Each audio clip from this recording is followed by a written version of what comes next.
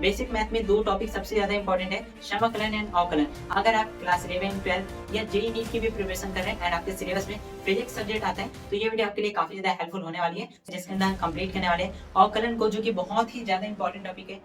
हाँ जी, जैसे कि मैंने आपको ये बताया कि ये अपना 4th लेक्चर होने वाला है बेसिक मैथ का, जिसके अंदर हम कंप्लीट करने वाले हैं अवकलन को, डिफरेंशिएशन को बहुत ही अच्छे तरीके से। इसके जितने भी मोस्ट इंपोर्टेंट नियम हो सकते हैं, फार्मूला हो सकते हैं, वो सभी के सभी हम देखने वाले विथ एग्जांपल, ताकि आपको ये पता चले कहाँ पर आप इसे यूज़ करने वाले हो, कहाँ पर आप इसे अप्लाई करने वाले हो एंड कैसे अप्लाई करना है। हम बहुत सारे क्वेश्चन की प्रैक्टिस करने वाले हैं, ताकि ये जो टॉपिक है वो आपका 100% प्रिपेयर हो सके। फिजिक्स में सबसे ज़्यादा जो इंपॉर्टेंट टॉपिक है बेसिक में, वो यहाँ पर से 2 टॉपिक। सबसे पहला है समाकलन, दूसरा है अवकलन। अब इस वीडियो के अंदर हम पूरा अवकलन देखने वाले हैं, सेकंड वीडियो में हम देखने वाले हैं समाकलन को। अब समाकलन अवकलन के भी बहुत सारे रूल होते हैं, बहुत सारे फार्मूला होते हैं, वो सभी के सभी मैं आपको बताने वाला हूँ, जितने भी इंपॉर्टेंट होने वाले हैं। और मैं आपको ये बताता हूँ, 11th क्लास में 2-3 चैप्टर ऐसे होंगे जिसको छोड़ के बाकी सभी चैप्टर में ये दोनों नियम लगते हैं। कौन-कौन से? समाकलन एंड अवकलन का। वही 12th क्लास में 50% चैप्टर में ये नियम आपके लगने वाले हैं। अब नीट जेईई में भी ये सिलेबस तो 11-12 का ही होता है, तो कितना ज़्यादा इंपॉर्टेंट है आप यहाँ पर से पता लगा सकते हो। तो एक भी चीज़ें आपको यहाँ पर स्किप नहीं करनी है। इसका नोट्स आपको हमारे टेलीग्राम में मिल जाएगा, बट मैं आपको ये बोलूँगा, आप लेक्चर के साथ-साथ इसका नोट्स बनाइए। प्रॉपर नोट्स मैं आपको देने वाला हूँ एकदम अच्छे से। अब सबसे पहले हम बात कर लेते हैं बिना टाइम वेस्टिंग के। यहाँ पर रूल बताने से पहले मैं आपको ये बताता हूँ, आखिर में ये अवकलन क्या होता है भैया, जिसे हम इतना ज़्यादा वैल्यू दे रहे हैं। अब देखो अवकलन क्या होता है, इसकी डेफिनेशन देख लेते हैं, परिभाषा देख लेते हैं। सिंपल से मैं आपको बताता हूँ। देखो, जब भी हम 2 चीज़ों का यहाँ पर क्या है, सापेक्ष में परिवर्तन करते हैं, उसे हम लोग क्या बोलते हैं भैया, अवकलन करते हैं। अब एग्जांपल ले लेते हैं, मान लो आपने 10 मिनट में कोई क्षेत्रफल में छेड़छाड़ी किया। मतलब क्षेत्रफल क्या होता है भैया, जो जगह होता है उसे क्षेत्रफल कहते हैं। तो मान लें हमने यहाँ पर जो क्षेत्रफल है उसको बढ़ा दिया 10 मिनट के अंदर में, या उसे घटा दिया। ऐसा मतलब मान लीजिए, ठीक है, ऐसा होगा नहीं, क्षेत्रफल को हम लोग समय के सापेक्ष नहीं घटा सकते। बट एग्जांपल के लिए मैं आपको बता रहा हूँ। अब यहाँ पर देखो, हमने क्या किया, समय के सापेक्ष में क्षेत्रफल में परिवर्तन किया। अब यही जो परिवर्तन हो रहा है ना, इसी को हम लोग क्या कहते हैं भैया, अवकलन करते हैं। अब ये जो परिवर्तन होता है ना, बहुत ही छोटा परिवर्तन होता है, मतलब कि अल्प परिवर्तन होता है, जिसे हम लोग क्या है, डी से डिनोट करते हैं। आपको यहाँ पर देखने के लिए मिल रहा होगा, अल्प परिवर्तन को हम लोग डी से डिनोट करते हैं। एंड जो परिवर्तन की दर है उसे हम लोग डेल्टा से, किससे, डेल से, जो त्रिभुज होता है ना उसे हम लोग डेल बोलते हैं, डेल्टा बोलते हैं। पहले लेक्चर में आपको ये बताया हुआ था, तो इससे हम लोग क्या है, डिनोट करते हैं। तो सिंपल से मैंने आपको ये बताया कि भैया किसी के सापेक्ष में हम परिवर्तन करते हैं, उसी को हम लोग क्या करते हैं भैया, अवकलन करते हैं। अब देखो, फिजिक्स में सबसे ज्यादा जो एग्जाम्पल लिया जाता है वो होता है 2 चीजें। पहला है क्षेत्रफल, दूसरा है समय। समय का सबसे ज्यादा यूज किया जाता है, यहाँ पर मैंने क्षेत्रफल का यूज किया है, आप लोग देख सकते हो। किसी के सापेक्ष में क्षेत्रफल में परिवर्तन की दर हमने क्या लिखा है भैया, अवकलन लिखा है। तो क्या यहाँ पर सिर्फ क्षेत्रफल होने वाला है? ऐसा बिल्कुल नहीं है। क्षेत्रफल की जगह में वो चीजें होंगी जो कि आपके क्वेश्चन में दिया जाता है। क्वेश्चन में आपका समय भी दिया जा सकता है, टाइम दिया जा सकता है, या और भी कुछ चीजें दी जा सकती है। अब जो भी चीज देगी उसके सापेक्ष में आपको क्या करना है, परिवर्तन करना है। तो इसका मेन परिभाषा क्या होगा, मेन डेफिनेशन क्या होगा? मेन डेफिनेशन होगा, किसी के सापेक्ष में क्या होता है भैया, परिवर्तन होना। यहाँ पर क्या कहता है, अवकलन कहता है। ये जो परिवर्तन हो रहा है वो कितना भैया, बहुत ही छोटा अल्प परिवर्तन हो रहा है, जिसे डी से डिनोट करते हैं। अब इसका एक फॉर्म होता है जिसे आपको लिखना होता है एग्जाम के अंदर में। अगर आपसे कोई न्यूमेरिकल बोलता है बनाने के लिए, उसमें कोई क्वेश्चन दिया जाता है, वो एकदम सिंपल फॉर्म में होता है, उससे आपको अवकलन के फॉर्म में लिखना होता है, तब जाके आपको मार्क्स मिलेगा। आपको ये तो पता है, स्कूल एग्जाम में क्या होता है, आपको ना लाइन का नंबर मिलता है, एक एक लाइन आपको स्टेप के नंबर मिलते हैं। तो आपको ये स्टेप बिल्कुल भी स्किप नहीं करना। जो सिंपल क्वेश्चन रहता है ना, उसको आपको अवकलन के रूप में आपको बनाना होता है। अब अवकलन के रूप में कैसे बनाओगे, जैसे कि मैंने बोला, बहुत ही छोटा परिवर्तन होता है जिसे हम लोग डी से डिनोट करते हैं। तो सबसे पहले आपको लिखना है डी, ठीक है, सबसे पहले हम लिखेंगे डी। अब भैया इसके बाद क्या लिखना है, अब इसके बाद आपको ये लिखना है, क्वेश्चन देखना है किसके सापेक्ष में किसका परिवर्तन हो रहा है। अब यहाँ पर एग्जांपल देखते हैं, y का यहाँ पर x के सापेक्ष में हो रहा है। अब किसका हो रहा है भैया, y का हो रहा है। जिसका भी हो रहा है उसको आपको ऊपर में लिख लेना है। अब d के साथ में मैं क्या लिखना है, y को लिख लेता हूँ। अब मैं लिखूंगा बटे में, इसके बाद किसके सापेक्ष हो रहा है, x के सापेक्ष, तो यहाँ पर मैं लिखूंगा dx लिख दूंगा। अब सिंपल सा है। अब इसका मतलब ये है भैया, हम क्या करेंगे, ये जो y है ना, इसका अवकलन करने वाले हैं, मतलब ये हमारा चेंज होने वाला है किसके सापेक्ष में, x के सापेक्ष में। अब x के जगह में कुछ भी हो सकता है, इसके जगह में आप क्षेत्रफल ले सकते हो, टाइम ले सकते हो, या कुछ भी जो क्वेश्चन में दिया होता है। अब एग्जांपल और देख लेते हैं जिसमें टाइम दिया हुआ है, मतलब t दिया हुआ है। देखो, y का जो है t के सापेक्ष में, मतलब कि टाइम के सापेक्ष में अवकलन किया जाता है। तो कैसे हो भैया, dy बटे में dt हो जाएगा। सिंपल सा था, इसका मतलब यही है, सिंपल सा, हमें y में परिवर्तन करना है। y में कौन सा परिवर्तन करना है, परिवर्तन की दर डेल वाला, जो डेल्टा वाला परिवर्तन है ना भैया, वो हमें यहाँ पर करना है। अब मैं आपको क्वेश्चन देता हूँ, मतलब कि हम यहाँ पर रूल देखते हैं। अब रूल के अकॉर्डिंग हम ये जो y का मान है ना, वो यहाँ पर चेंज करने वाले हैं। उससे पहले मैं आपको एक चीज और बता देता हूँ, जिसे हम लोग कहते हैं कांस्टेंट, नियतांक कहते हैं। नियतांक बहुत ही ज्यादा इंपॉर्टेंट है। अब नियतांक किसे कहते हैं, कांस्टेंट किसे कहते हैं, ऐसा चीज जिसका ऐसा वैल्यू, ठीक है, ऐसा वैल्यू किसी संख्या संख्या का ऐसा वैल्यू जो कभी चेंज नहीं होता, वो हमेशा सेम ही बना रहता है। मान लो यहाँ पास मैं कोई चीज़ बताता हूँ, लाइक यहाँ पास 1, 2, 3 ले लेते हैं। ये जो नंबर है ना भैया, ये आप देखो क्या, मतलब एग्ज़ाम्पल के लिए मैं ले लेता हूँ 2, ठीक है, मैंने 2 ले लिया। अब ये 2 है, आज 2026 में ये हम 2 पढ़ते हैं इसे, सॉरी 2029 नहीं था, 2026 में हम इसे 2 पढ़ते हैं। अब आने वाले 10 साल में 2036 में, ठीक है, क्या मैं इसे 3 पढ़ूँगा? भैया 2 ही पढ़ूँगा ना, इसका वैल्यू तो चेंज नहीं होने वाला। मतलब कि जो आज है वो कल भी रहेगा, मतलब कि हमेशा रहेगा। ऐसे चीज़ है जिसका मान कभी परिवर्तित नहीं हो सकता, उसे हम लोग नियतांक कहते हैं, कांस्टेंट कहते हैं, जो कि हमेशा सेम बना रहता है। तो इसे हम लोग क्या कहते हैं भैया? कांस्टेंट कहते हैं। अब इसका एग्ज़ाम्पल बहुत सारा हो सकता है। एग्ज़ाम्पल के लिए वही सिंपल से भैया 1 से लेके पूरा 1, 2, 3 करके पूरा अनंत यहाँ पास क्या हो जाएगा भैया? अपना नियतांक हो जाएगा। इसके साथ और क्या हो सकता है भैया? पाई नाम आपने सुना है? हाँ जी भैया, पाई हमने सुना हुआ है। पाई क्यों होगा भैया? आप ये बता दो। देखो पाई का एक वैल्यू होता है, आपको पता है। पाई का वैल्यू कितना होता है भैया? 3.14 होता है। ये भी क्या भैया? एक नियतांक है। क्या भैया ये कभी चेंज होगा क्या? नहीं होगा। इसके आगे और भी दशमलव में आ सकता है, बट इतना एकदम फिक्स है, इतना ढूँढा जा चुका है, तो एकदम फिक्स कर दिया, इतना मान जो है वो रहेगा। इसके अलावा और क्या हो सकता है भैया? ई का मान हो सकता है। अब भैया ई क्या होता है? ई तो हमने नहीं सुना। भैया आगे आप पढ़ोगे, ई का यहाँ पास वैल्यू होता है, कितना वैल्यू होता है? ई का वैल्यू होता है 2.72। यहाँ पास 2.72 या 2.71 भी लिख लेते हैं, कई बार 71 भी लिख लेते हैं। तो आप इस पे ज़्यादा मत जाइए, इसका एक करेक्ट मान होता है, जिसे हम लोग परिवर्तित नहीं कर सकते, इसलिए इसे कांस्टेंट कहते हैं। अब सिंपल सा सारे लॉजिक आपने मैं यहाँ पास बता दिया। अब एक-एक करके जितने भी इंपॉर्टेंट रूल होने वाले हैं, नियम होने वाले हैं, वो चलो हम देखते हैं एग्जांपल के थ्रू, ताकि आपको एकदम अच्छे से समझ आए। अब सबसे पहला जो यहाँ पास मोस्ट इम्पोर्टेंट नियम है, वो नियम है भैया, पहला रूल होने वाला है कांस्टेंट का ही। देखो जैसे मैंने अभी बताया कि भैया कांस्टेंट क्या होता है, नियतांक क्या होता है, ऐसे चीजें जिसकी वैल्यू हम चेंज नहीं कर सकते। अब जब भी y की जगह में हमें ऐसे चीजें दी जाती है, कांस्टेंट नियतांक दिया जाता है, तो आपको जब अवकलन करने के लिए बोला जाता है y की जगह में, तो आपको क्या लिखना है? उसके जगह में पूरा आपको 0 लगा देना है। हाँ जी भैया, शून्य लगा देना है। मतलब कि आप जब ये अवकलन करते हैं किसका? नियतांक का, तो उसका वैल्यू हो जाता है 0। अब एग्जांपल के लिए देखो, y की जगह में आपको यहाँ पास 5 दिया गया है। अब जब इसका हम लोग क्या करेंगे भैया? अवकलन करेंगे। अब अवकलन करने का नियम मैंने आपको क्या बताया भैया? d आपको लिखना है। अब y यहाँ पास था, तो y की जगह में हमने 5 लिखा है। क्यों भैया? y की जगह 5 है। अब नीचे में क्या भैया? dx है ही। अब यहाँ पास आपको क्या करना है भैया? इसका अवकलन करना है। अब जब इसका अवकलन करोगे तो यहाँ पास शून्य आ जाएगा। अब डी शून्य आप थोड़ी लिखोगे भैया, पूरा शून्य हो जाएगा। आप कुछ भी करो शून्य हो जाएगा। तो इसका मतलब यहाँ पास पूरा वैल्यू कितना हो जाएगा भैया? शून्य हो जाने वाला है। सिंपल सा था, पहला नियम यही है। क्या बोलता है भैया? नियतांक का यहाँ पर जब यह अवकलन करते हैं तो आता है शून्य, आता है 0 आता है। पहला नियम क्लियर हो चुका। अब आगे बढ़ते हैं अगले नियम की तरफ। अगला नियम बहुत ही ज्यादा इंपॉर्टेंट है, मतलब सारे के सारे नियम इंपॉर्टेंट है, आप नोट डाउन करते जाइए। अब नेक्स्ट नियम क्या बोलता है? जब भी आपको कोई संख्या दी जाती है, ठीक है, अब x का मतलब कोई संख्या है, किसके सापेक्ष हो रहा है, ठीक है। अब x में कोई भी संख्या दी जाती है, उसके घात में कोई भी संख्या और दी जाती है, मतलब कोई संख्या उसके घात में भी कोई संख्या है, तो आप उसका अवकलन कैसे करने वाले हो? बहुत ही सिंपल है, बहुत ही अच्छा है, एंड इसका यूज हमेशा आपका होने वाला है, ठीक है। ये बहुत ज्यादा इंपॉर्टेंट है, मतलब इससे आप स्टार लगा लो, 2-3 स्टार लगा लो, जितना स्टार लगाना लगा लो, ये हमेशा यूज होने वाला है। मतलब अवकलन में सबसे ज्यादा यूज होने वाला यही नियम होने वाला है, ठीक है। अब चलो मैं आपको बताता हूँ कैसे आपको इसे सॉल्व करना है। देखो यहाँ पास एग्जाम्पल ले लेते हैं हम लोग, एग्जाम्पल जो यहाँ पास दिया हुआ है, ठीक है।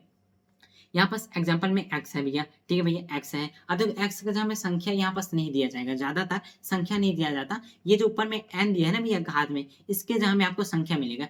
x के जगह में ज्यादा संख्या नहीं मिलने वाला, मतलब कि देखा जाए तो 0.1 चांस है, ठीक है, या बोलूँ तो 1 पॉइंट चांस है, ठीक है। 99 केसेस में, 99% केस में आपको यहाँ पास x ही दिया जाएगा, या कोई और वैल्यू दिया जाए, XYZ कुछ भी दिया जा सकता है, बट गिनती नहीं दिया जाएगा, नंबर नहीं दिया जाएगा, आपको घात में नंबर दिया जाएगा। तो आप कैसे सॉल्व करोगे इसे, कैसे इसका अवकलन करोगे? बहुत ही सिंपल है। यहाँ पास क्या दिया हुआ है एग्जाम्पल में? x के घात में 4 दिया हुआ है, जैसे कि यहाँ पास है, सेम फॉर्म में मैंने लिखा। अब आपको क्या करना है भैया? एकदम सिंपल सा, देखो ये जो हमने 4 रखा है ना मेरा, ये जो ऊपर में n लिखा है, n को आपको सामने ला लेना है। अब n को हम सामने ला देंगे भैया, ठीक है, n को हमने सामने ला दिया। अब जैसे आप n को सामने लाते हो, x तो है ही भैया, x तो था ही, अब ये 4 तो था ही भैया, 4 था ही। अब इसमें आपको -1 कर देना है, तो आपका ये जो है आंसर आ जाएगा। अब देखो यहाँ पास मैं एकदम फॉर्म में लिखता हूँ, यहाँ पर सिंपल फॉर्म में, तो x के घात में क्या था भैया? 4 था, तो हमने क्या भैया? x के घात में 4 हमने लिख दिया, सिंपल था, इतना लिख दिया। अब यही जो 4 है ना, इसको आपको सामने लिख देना है। अब इसमें आपको -1 कर देना है। अब जब इसे सॉल्व करोगे क्या है भैया? 4x के घात में 3 आ जाएगा। अब यही इसका मेन आंसर होने लगा, किसका भैया? अवकलन का। किसका अवकलन किया हमने भैया? x के घात में 4 का अवकलन करते हैं तो आता है भैया 4x के घात में 3 आता है। सिंपल था, आई थिंक आपको ये समझ में आ चुका होगा। देखो एक बार और मैं आपको एक एग्जांपल देके दिखा देता हूँ। मान लो यहाँ पास x के घात में मैंने 5 लिया हुआ है, x के घात में 5 5 लिया तो आप इसे कैसे सॉल्व करेंगे, आप पहले लिख लेना x की घात में 5, जैसे आप लिखते हो इसके बाद इसको आपको 1 माइनस कर देना, इसके घात में 1 माइनस कर देना है और ये जो 5 था ना भैया वो आपको सामने लिख देना है। अब जैसे आप इसे सॉल्व करोगे 5x की घात में 4 आ जाएगा, इसका मेन आंसर, इसका अवकलन आ जाएगा। आई थिंक आपको ये क्लियर हो चुका होगा। अब बढ़ते हैं आगे नियम की तरफ। अगला जो नियम कहता है, अगला नियम क्या कहता है भैया, अगला नियम बोलता है हमें कि जब भी रूट में दिया जाता है कोई x को, जब भी रूट में x को दिया जाता है तो हम कैसे यहाँ पर अवकलन करेंगे। उसका अवकलन करने का बहुत ही सिंपल रूल मैं आपको बताता हूँ। सबसे पहली बात तो ये जो अंडर रूट होता है, ये जो वर्गमूल होता है, इसका मीनिंग क्या होता है मैं आपको बताऊं। वर्गमूल का मीनिंग होता है 1/2, मतलब कि आधा समझो। 1/2 मतलब कि आधा समझो। अब आधा क्यों बोल रहा हूँ भैया, देखो सिंपल सा बता रहा हूँ। 2 है भैया जी, 2 है। अब 2 का आधा कितना लिख सकते हो भैया, 1 लिख सकते हो। हाँ जी भैया 1 लिख सकते हो, ठीक है। अब यहाँ पास आधा है भैया 2, अब 1 का भी आधा लिखो क्या भैया 1/2। अधिकतम यहाँ पास 1.5 तो नहीं लिखते, ठीक है। अधिकतम 1/2 लिखते हैं, इसे आधा हम लोग यहाँ पास पढ़ते हैं। अब वही वैल्यू होती है किसका भैया, रूट का, मतलब कि वर्गमूल का यहाँ पास वैल्यू होता है 1/2 होता है। इतना आपको याद रखना, ये आगे काम आने वाला है, मैं इसलिए आपको बता रहा हूँ। अब देखो यहाँ पास क्या करना है, जब आपको ऐसे फॉर्म में दिया जाता है आपको सीधा ट्रांसफर कर देना है, सीधा यहाँ पास आपको वैल्यू चेंज कर लेना है। अब इसकी जगह में या वाई की जगह में तो आप क्या करोगे, डी वाई की जगह में आप क्या करोगे भैया, अंडर एक्स ले लेंगे भैया, बटे में डी एक्स तो था ही भैया। अब इसका जब हम लोग करेंगे तो आपको क्या है, सिंपल सा आपको कर लेना है 1 में क्या कर लेना है भैया 2√x कर लेना है। अब जैसे कि यहाँ पास कैसे आया, ये वैल्यू कैसे आया भैया, ये बताओ आप, ये वैल्यू कैसे है। अभी मैंने आपको बताया कि भैया अंडर रूट का मान कितना होता है, 1/2 होता है। हमने क्या किया भैया, ये अंडर रूट था ही, हमने किया हुआ है। अब इसका आधा कैसे करेंगे भैया, इसे पलट दो, इसको पलट दो, इसके नीचे में क्या भैया 1 है, इसे आप जैसे पलटते हो तो क्या 1/2 में क्या हो जाएगा भैया अंडर रूट हो जाएगा और एक साथ x हो गया। बट जैसे मतलब 1/2 होता है इसलिए हमने यहाँ पास 2 लगा दिया, मतलब आधा में यहाँ पास ये कर लिया। तो सिंपल सा लॉजिक था, यहाँ पास ये चीजें आ चुकी। आई थिंक आपको ये समझ में आ चुका हो, आप इसे अच्छे से याद कर लीजिए, नोट डाउन कर लीजिए अपने कॉपी के अंदर में। अब बढ़ते हैं अगले नियम की तरफ। ये उतना ज्यादा यूज नहीं होगा बट जितने इंपॉर्टेंट नियम है मैं सारे के सारे बता रहा हूँ। अब इसके बाद यहाँ पास है कांस्टेंट, मतलब नियतांक। जब भी नियतांक गुणा के फॉर्म में आते हैं, अब गुणा के फॉर्म में मतलब भैया कोई वैल्यू है x वगैरह है, x के घात में कुछ है, उसके साथ में कोई नियतांक दिया जाता है तो आपको क्या करना है भैया, आपको जो नियतांक है ना उसे छेड़छाड़ी नहीं करना है, नियतांक को जैसा ना भैया वैसे रखने देना है। देखो सिंपल सा यहाँ पास एग्जांपल के लिए, यहाँ पास जो एग्जांपल दिया है वही लेते हैं।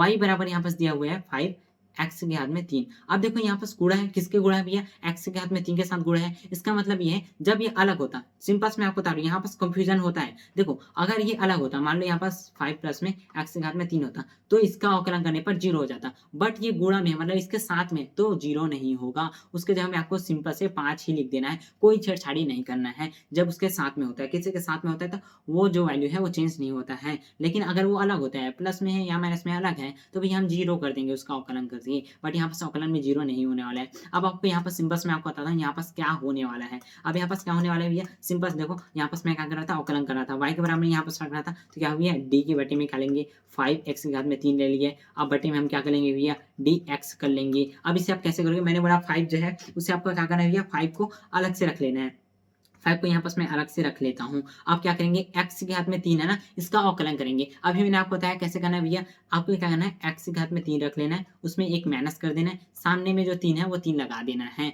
अब इसमें भी गुणा भैया, ठीक है। अब यहाँ पास क्या भैया, गुणा में 3 है, अब इसके घात में क्या है, x के घात में 2 आ गया। अब दोनों का गुणा करोगे कितना आ गया, 5 कितना होता है भैया 15 होता है। तो 15 और x के घात में 2 आ जाएगा, इसका फाइनल आंसर आप लोग देख सकते हो। बहुत ही सिंपल तरीके से मैं आपको बताया, ऐसे ही आपको सॉल्व करना होता है कोई भी क्वेश्चन आएगा तो, ठीक है। आप अप्लाई कर सकते हो, आई थिंक अप्लाई कर सकते हो, मैं उम्मीद करता हूँ। अब बढ़ते हैं आगे नियम की तरफ। अगला जो रूल कहता है, अगला जो रूल है वो बहुत ही ज्यादा सिंपल है, बहुत ही ज्यादा इजी रूल है। जब भी किसी पावर में 0 होता है, पावर मतलब घात में 0 होता है तो उसका वैल्यू कितना हो जाता है, 1 हो जाता है। घातांक के नियम में भी हमने बात की थी, याद आ रही है, लेक्चर नंबर 2 में हमने बात की हुई थी। क्या बात की हुई थी भैया, हमने बात की थी जब भी किसी घात में शून्य आता है तो उसका मान कितना हो जाता है भैया, 1 हो जाता है। और आपको मैंने एक क्वेश्चन पूछा था, अगर 0 की घात में 0 होता है तो क्या आएगा भैया, क्या 0 आएगा या 0 के घात में 0 बराबर 1 आएगा। क्या आने वाला है ये आपको मैंने बोला था कमेंट में बताने के लिए, बट किसी ने कमेंट नहीं किया, पता नहीं क्या, उनको उनका आंसर पता नहीं था कि क्या है, कोई भी रीजन हो सकता है।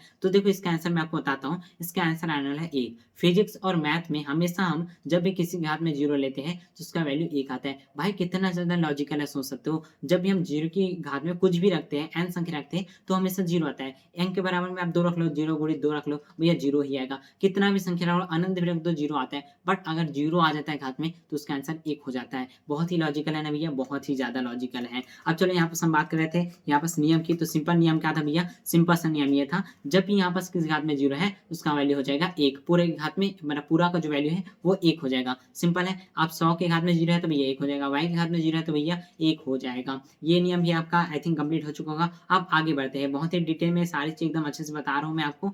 थोड़ा सा टाइम लग सकता है, वीडियो थोड़ी लंबी हो सकती है, पर आप इसे स्पीड में देखना, साथ ही आप इसका नोट्स बनाते चलना ताकि आपको एकदम अच्छे से समझ आते जाए।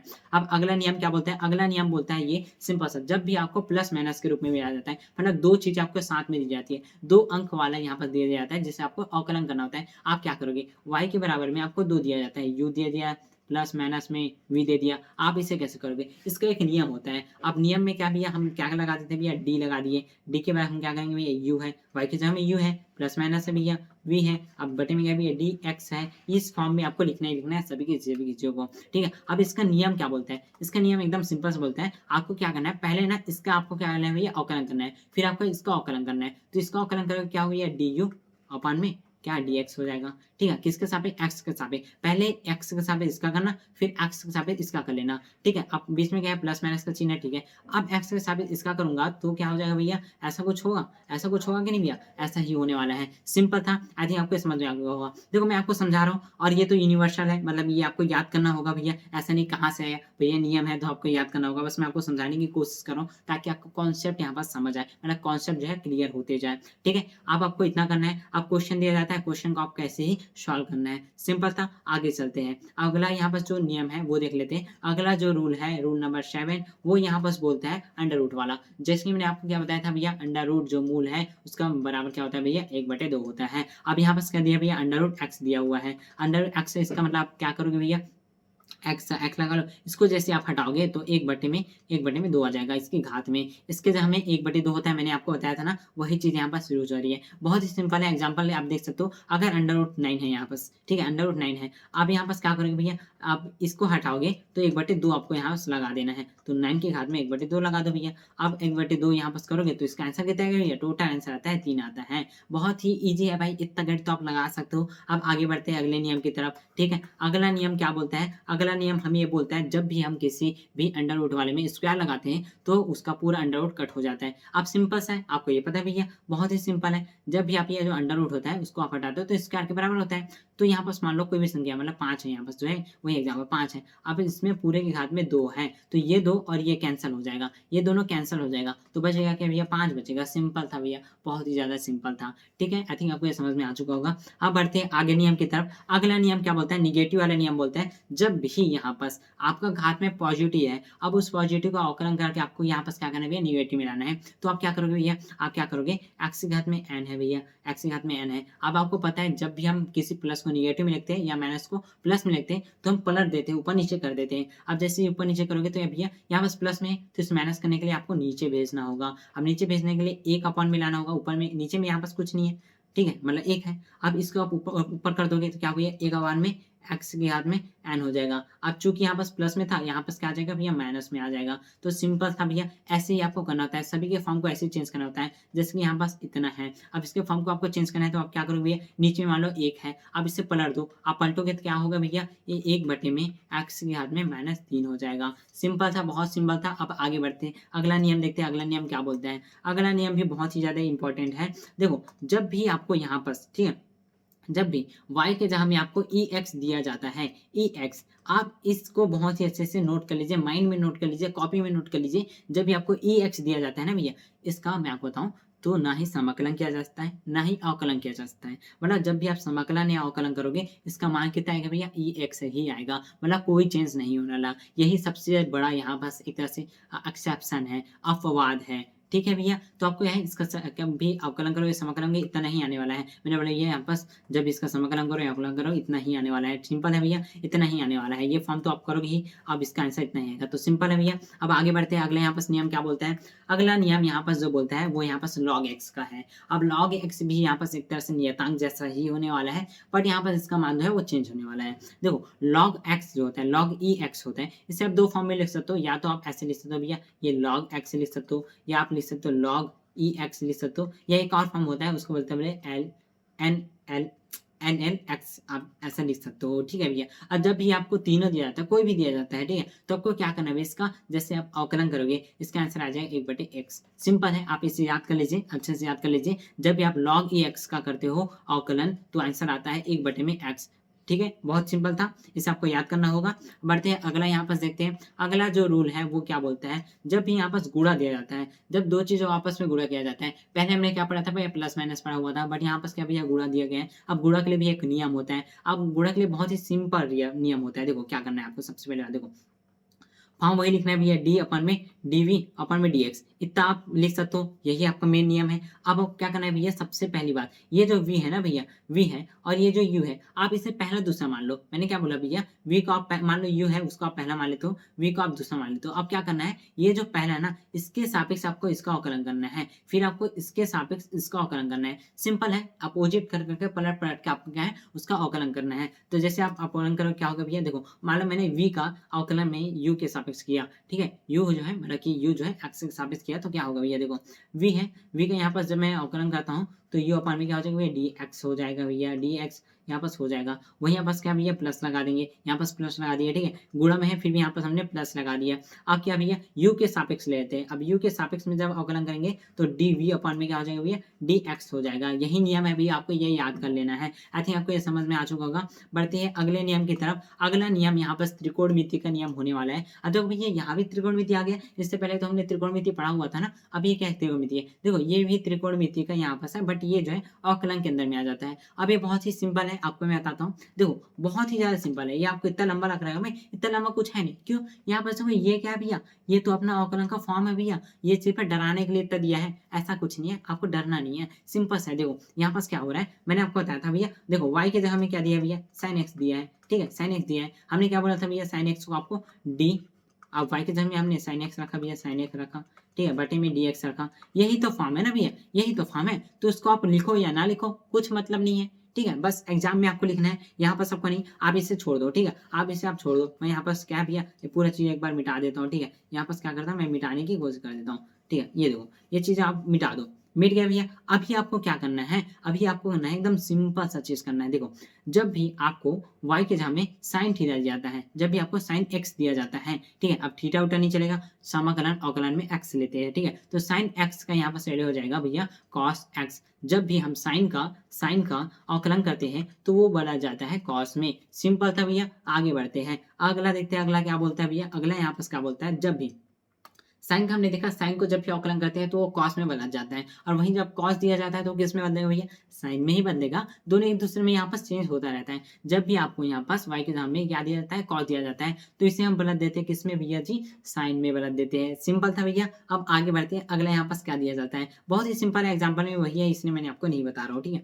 अब आगे बढ़ते हैं, अगला जब भी आपको टेन का अवकलन किया जाता है, जब भी आपको y की जगह में टेन दिया जाता है, टेन एक्स दिया जाता है, और उसका अवकलन करने के लिए बोला जाता है, तो वो किस में परिवर्तन होगा भैया, वो वो ट्रांसफर हो जाएगा किसमें भैया, sec स्क्वायर एक्स में हो जाएगा, sec स्क्वायर एक्स में हो जाएगा। सिंपल है, आपको ये याद करना है। अगला देखते हैं भैया, अगला में यहाँ पास क्या दिया है, जब भी आपको कॉट दे दिया जाता है, जब भी आपको कॉट एक्स का यहाँ पास अवकलन करने के लिए दिया जाता है, तो वो किस में परिवर्तित होगा, वो परिवर्तित हो जाएगा किसमें भैया जी, कॉसेक स्क्वायर एक्स में। साथ ही माइनस आपको लगाना है, ठीक है भैया, माइनस लगाना है। प्लस माइनस में हमेशा कंफ्यूजन होता है, आपको यहाँ पास लगाना है क्या भैया, माइनस कॉसेक एक्स में यहाँ पास परिवर्तन होगा। इसके बाद क्या यहाँ पास अगला यहाँ पास दिया हुआ है, हाँ जी भैया, एक और यहाँ पास दिया हुआ है, जो कि यहाँ पास क्या बोलता है, जब भी आपको सेक एक्स दिया जाता है, इसमें अवकलन करने के लिए दिया जाता है, तो आपको क्या करना है भैया, सेक एक्स डॉट में मतलब कि गुणा में आपको tan x लिखना है। अब डॉट है मतलब कि डॉट प्रोडक्ट क्रॉस प्रोडक्ट होता है, जिसे मैंने आपको बताया हुआ था, ठीक है भैया, dot product and cross product. देखो अब क्या भैया, सेक एक्स डॉट में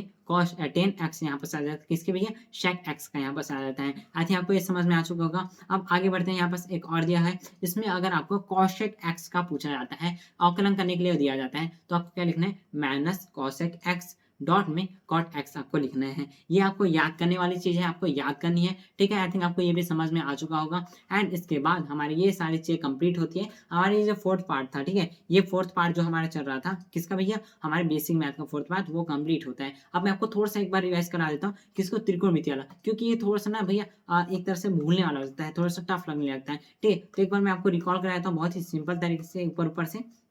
फिर ये चीज़ हमारा कंप्लीट हो जाएगा। तो जब भी आपको साइन के यहाँ पास आकलन करने के लिए बोलता है, तो क्या आपको भैया क्या करना है, उसको कॉस में परिवर्तित कर देना है। और जब भी आपको कॉस दिया जाता है, तो उसको साइन में परिवर्तित कर लेना है। सिंपल था भैया। और जब भी आपको दे दिया जाता है tan में, आप tan को जैसे आप आकलन करेंगे, तो sec स्क्वायर x में वो परिवर्तित हो जाएगा। वहीं अगर आपको दे दिया जाता है cot x परिवर्तित हो जाता है माइनस cosec स्क्वायर x में परिवर्तित हो जाता है। और भैया उसके बाद अगर आपको sec x दिया जाता है, तो किस में परिवर्तित होता है, sec x डॉट में tan यहाँ पास x में परिवर्तित होता है। इसके बाद अगर यहाँ पास हमने क्या देखा था भैया, cosec x किस में परिवर्तित होता है, माइनस cosec x डॉट में cot x में परिवर्तित होता है। इसके बाद यहाँ पास लास्ट था, मतलब यही लास्ट था, तो खत्म हो चुका। आई थिंक आपको ये लेक्चर जो है कंप्लीट समझ में आया होगा। बहुत ही ज़्यादा इंपॉर्टेंट है, सभी चीज़ें आपको कॉपी में नोट करनी है। बेसिक मैथ का आई थिंक मैं सोच रहा हूँ आप कॉपी बना रहे होंगे, या कोई पेपर ले लीजिए, A4 पेपर जो होता है व्हाइट पेपर, वो ले लीजिए, उसमें आपको लिख लेना है, ठीक है, ताकि आप इसे रिवाइज करते रहेंगे। एंड मैं आपको बता रहा हूँ, आपको इसे ना भैया हफ्ते में या महीने में आपको रिवाइज करते रहना है, ठीक है, तब जाके आपको बहुत ही अच्छा लगेगा, फिजिक्स पढ़ने में मजा आएगा। और जल्दी हम फिजिक्स के चैप्टर भी स्टार्ट कर देंगे। इसके बाद यहाँ पास 2 लेक्चर में ऑनलाइन हो बेसिक मैथ का। इसके बाद जो 5वां लेक्चर होगा वो क्या होगा भैया, सिंपल सा भैया, हमने अभी क्या कंप्लीट किया भैया, अवकलन कंप्लीट किया। इसके बाद जो आएगा वो क्या होगा भैया, समाकलन का होने वाला है। एंड इसके बाद मतलब कि जो 6वां लेक्चर होगा वो बहुत ही ज़्यादा इंपॉर्टेंट होने वाला है, वो होने वाला है मेन फिजिक्स का। हम पढ़ेंगे भौतिक राशि, फिजिक्स का जो यहाँ पास क्या होता है यूनिट होता है, वो हम पढ़ने वाले हैं 6वें लेक्चर में। एंड वो लास्ट लेक्चर होने वाला है। मैंने सोचा ग्राफ वगैरह भी बताऊंगा, बट यहाँ पास स्कूल एग्जाम में ग्राफ काम नहीं आने वाला। बट अगर आप कमेंट करते हो तो जरूर से मैं आपको बता दूंगा। अगर आप नीट जेई वाले हो तो मैं जरूर से बताऊंगा, आप बस कमेंट करना, मैं हमेशा यहाँ बस आपके लिए तैयार हूँ सारी चीज़ें बताने के लिए। आई थिंक आपको वीडियो पसंद आई होगी। वीडियो पसंद आई हो तो वीडियो लाइक एंड चैनल को सब्सक्राइब कर लेना। ऐसे ही वीडियो के लिए आप बेल आइकन भी क्लिक कर देना, ताकि नोटिफिकेशन आपके पास पहुंचते रहे। आई थिंक आपको पसंद आई होगी। मिलते हैं नेक्स्ट वीडियो में, तब तक आप प्रैक्टिस करते रहिए, रिवाइज करते रहिए। तब तक के लिए बाय बाय, अच्छे से पढ़ाई करते रहिए।